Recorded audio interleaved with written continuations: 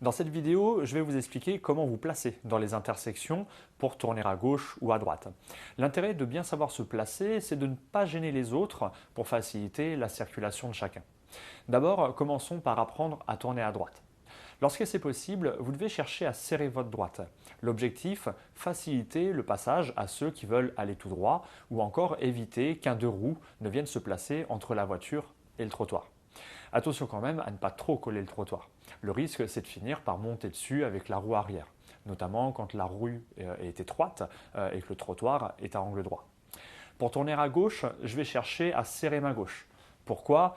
Pour la même raison que pour tourner à droite, faciliter le passage aux autres.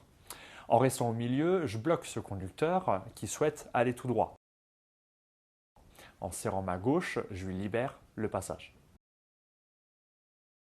Dans cette intersection, pour tourner à gauche, je peux très facilement dégager la voie qui va tout droit en me plaçant entre ces deux terre-pleins.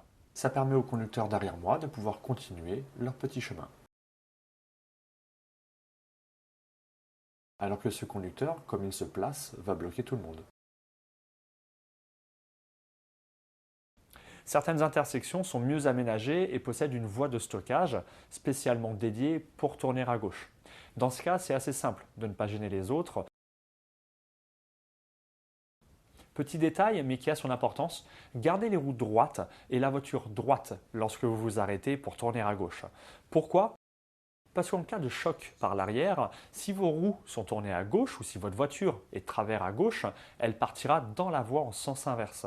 Si vos roues sont droites et que la voiture est droite, en cas de choc à l'arrière, vous partez tout droit, supprimant le risque de choc frontal avec ceux qui sont en face. Et si les autres en face veulent tourner aussi sur leur gauche, comment on fait? Dans la plupart des intersections où il n'y a pas de voie pour tourner, on se croisera l'un derrière l'autre. Il faut rester vigilant au comportement de l'autre conducteur en face qui risque lui de tourner devant vous. Et c'est normal qu'il fasse ça. Pourquoi? Malheureusement, parce que dans beaucoup d'intersections, la largeur des rues ne permet pas de passer facilement l'un derrière l'autre. Dans ce cas, si vous voyez que ce n'est pas possible de tourner l'un derrière l'autre, essayez de communiquer avec l'autre usager pour lui faire comprendre que vous voulez passer l'un devant l'autre. Dans une intersection avec des voies de stockage, c'est beaucoup plus simple. On se croise l'un devant l'autre.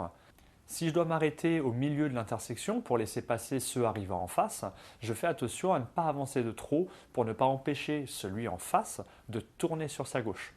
Donc attention, arrêtez-vous au bon endroit pour ne pas gêner.